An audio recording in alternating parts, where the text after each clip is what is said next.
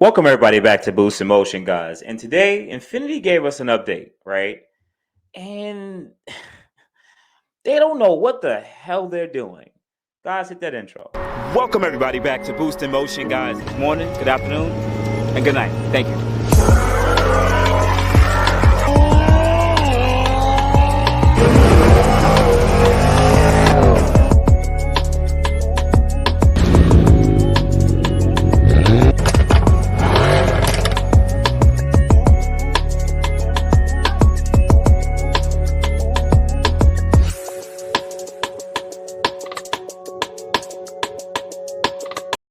Welcome everybody back. Welcome everybody back to the channel. That means you already subscribed if you made it to this part. And I really appreciate you guys if you hit the like button. And if you are new to this video, watch the video and watch some other videos. And if you enjoyed this channel, definitely hit the subscribe button and definitely please. I hope I earned your like. But anyway, guys, let's go. Let's jump into it. I am a little bit pissed off. So you guys already know I'm an Infiniti guy, even though right now I'm driving a Mercedes C63, but I've owned plenty of Infiniti vehicles. So they are still trying to figure themselves out. They've been saying a lot of nonsense for the last 3-4 years, and they don't know what they're doing. So Infiniti QX80 to spearhead new direction for Nissan's luxury brand, uh, a electric successor to Q50 to follow. So we're gonna get an electric Q50. Well, anyways, let's go. Let's jump into this article. Infiniti has. Let's not even go through this. We know that that Nissan and Infiniti had their financial issues. We know this. So they didn't have enough money or capital to take on certain projects like the Q60 Black S or remodeling or remaking their Q50, updating a lot of their brands. This is why a lot of this stuff is stale, unfortunately. The newest car is the QX60, which uses the VQ motor that they've been using for like 20, 30 years already. It's refined, but we're in a day of turbochargers. They have a VC turbo motor that they didn't want to put in that because they would have probably tried to put it with those crappy CVT transmissions they've been using. But that new QX60 uses a 9-speed automatic, finally in 2022. So, anyways, in 2018, the brand was amongst the first announced to date, which it will go electric. This was taken by many to be mean solely electric or hybrid vehicles after 2021. But at the time that has come and gone, Infiniti missed its own deadline. For a first EV model last year, the sales had nosedived by more than 50% since 2019, from 117,000 to 53,000. So pretty much a year and a half, 2 years, almost 2 years later, they've sold about half the amount of cars they were selling 2 years before, 2 to 3 years before. Well, we know this is because of the pandemic and everything. We understand that, and supply shortage. We get this part. Let's move forward. So, speaking with Carger, outlined a three-phase plan to get Infiniti back on its feet. The first phase is focusing on restructuring and recovering which was completed in March. Infiniti has now returned record profits globally. Okay, cool. So now their profits are record globally. All right, cool. Phase 2 has now begun and will play out through March of 2026. Well, guys, it is 2022. They're saying 4 years. Well, this company takes a while, right? By this time next year, designers will have looked into a new corporate face to take over all new models. Leading the charge with the identity will be a new QX80 that arrives in late 2023, early 2024. Once again, I understand the supply chain shortage, but this they said about 2-3 years ago they were going to be dropping new models. Even Nissan said it, and they even didn't do that. But I understand the supply chain shortage. I get that part. Cool. But to say we're going to now remake the QX80, which is like not even a high volume seller, like it's still one of their biggest trucks. Okay, cool. But majority of people purchase the QX50, 55, and 60.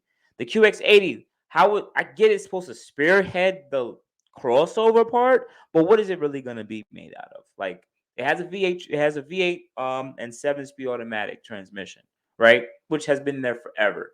I mean, what? They're going to put the 9-speed automatic in it. They want to go with electrification. So is it going to be a hybrid? Or are they going to go downsize to the VR30 twin turbo V6 motor for more similar torque? Maybe that. Infiniti hasn't given us a drawn out plan yet. He didn't disclose any details, but he called the future flagship of the marquee, it will be it will have enhanced performance specs to distance itself from the Nissan Armada, which is based on. Infiniti hopes that the QX will be seen as a competitor against the likes of the Cadillac Escalade. I'm not even gonna say this part. No, you compare it to an Escalade, Lexus LX, and a Range Rover. It's not the same type of vehicle. It's not in the realm of an Escalade. LX has been around for kind of while, but it's definitely LX competitor. And Range Rover, no. Shut up. Shut up.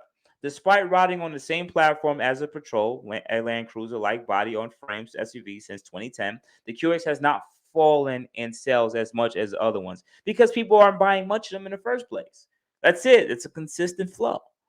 Part of the rebranding also includes unification of Infiniti's identity. New dealership look and feel, which includes brand scent for showrooms and a sound signature that will tie up its apps, websites, and call centers. So I guess they want to go with a certain smell when you ever go to the ship, you feel relaxing. Yeah, there's certain smells that what was it, eucalyptics and stuff like that. There's like a smell, some smells I really like. Um, I guess a sound signature, certain pitches, or I forgot the certain rhythms that if you play, it actually lessens your anxiety and makes you feel more relaxed. Um, and tie in apps, websites, and call centers. Okay, I guess you guys just want to have better customer service. Consistent branding is a hallmark of luxury companies, but the article notes that the dealership's revamp will only apply to new showrooms and existing ones will not be required to remodel. So you're not even applying it to your old dealerships? Anyways, phase three of the plan. So wait, so that's what you guys' second plan to do? We're pretty much just going to make a QX80 and try to make our newer dealerships you guys make either. And from what I remember reading before, they're not even probably going to make newer dealerships. They're probably going to take Nissan dealerships and just have a portion of that dealership with Infiniti in it, kind of like what Hyundai did with the Genesis thing. It's not going to be its own separate dealership. Whatever, let's see what if that happens. I don't really see much of a plan here, but I know I don't work for corporate. I don't work with none of these guys, so I don't know anything. Part of the rebranding also includes, okay, I already read that. Phase three of the plan will see expanded electrification and new models.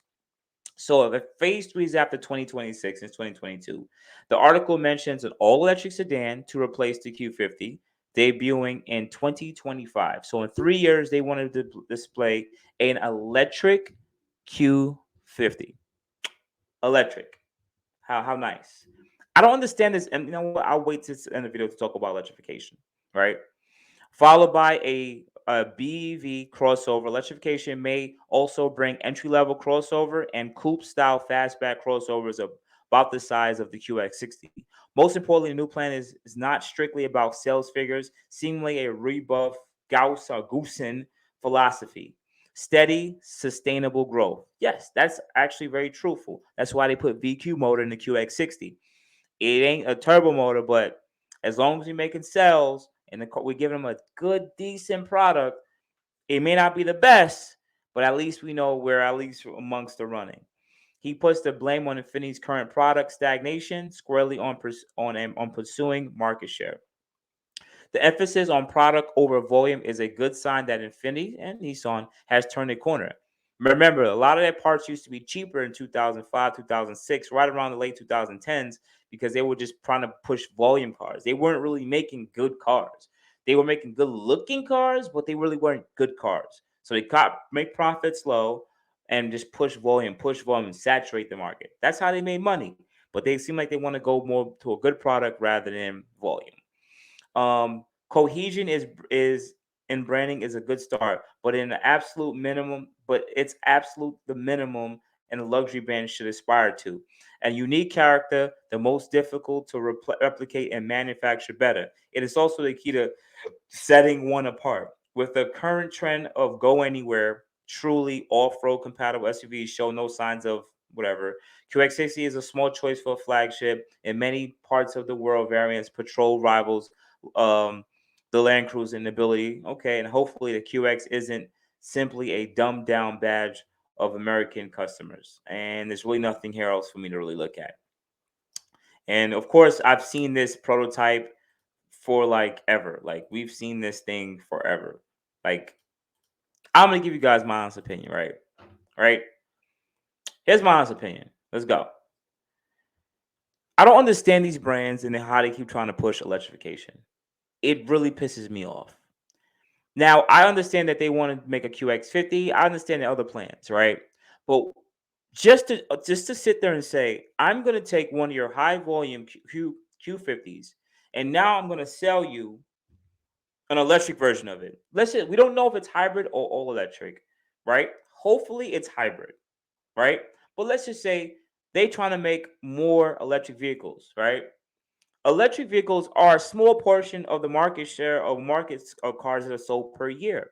The infrastructure around the world is not enough to sustain electrification of majority of vehicles on the road. It's literally you would have to have charging ports out uh, built into the street on any corner in front of your houses in inner cities, anywhere you go. Electrification is perfectly fine for people who have single family, two family, three family homes. We have people who are broadened out, suburban area, or just there's more space for this, right? Where the grid can actually handle it. But for inner cities, electrification is a wasteful freaking thing because at the end of the day, there's no infrastructure for it. Period. Cities should have hybrid vehicles. Yes, some hybrid and or regenerative or braking type of vehicles that are just a mix of both, right? Small four-cylinder motors or four-cylinder turbo motors, right? Some kind of generators or regenerative braking or way to actually plug in and actually get some electricity, and then it would actually work because the average person doesn't have a home, and especially with where the world is going, a lot of people are going to be renters. They're not going to be homeowners. They're not going to have enough property to be able to do this. And once again, the grid cannot handle charging all these cars. It's just not possible. Ford came out with their full electric Ford 150, right? That can charge like 4 vehicles and power your house. That is an amazing thing because the Ford 150 or whatever is a dope ass truck. It is fire. I think that truck is fire. But that's not a truck that someone would have that lives on a 4th floor in an inner city would have. It wouldn't make any sense. They would have to drive all the way to go here and charge it for an hour. People do it, but if more people do it, there's not enough charging ports for the amount of cars, and cars don't charge fast enough for to compare to how easy it is to fill a gas tank in less than 5 minutes. It's just not possible at this point. And as much as my people might sit there and say, we'll just build more charging ports. No, talk to any electric company, talk to anyone that understands the grid. No, it's not possible. It is not possible in inner cities. Hybrid is the way. They should make a hybrid electric motor. Hybrid powertrain system like they were going to make in the Infiniti Q60 Black S. Just don't make it a sport performance hybrid. Don't make it that one. Just take the same what you did with the Infiniti Q50 hybrid, right? Ooh, right? Redesign the car, looks of the car, not that hard to do, right? Of course, update the interior, and then just literally just make the VR30 to the hybrid powertrain system and make it plug in. That's all you got to do. Stop trying to reinvent the wheel. That's it. Do that. You don't even have to have electric assist turbos. It could be the same turbos in there. Just allow people to have a hybrid motor and maybe a small battery pack so the car can run, let's say, on electric from 0 to 10 miles an hour. So whenever the car is driving 0 to 10 miles an hour, they can go full electric for a certain period. And anything past that or a certain amount of throttle, then the VR30 turns on. Or even better yet, take your VC turbo 4-cylinder variable compression ratio motor, throw that in the Q50 with the hybrid powertrain system and plug in, and boom, you win.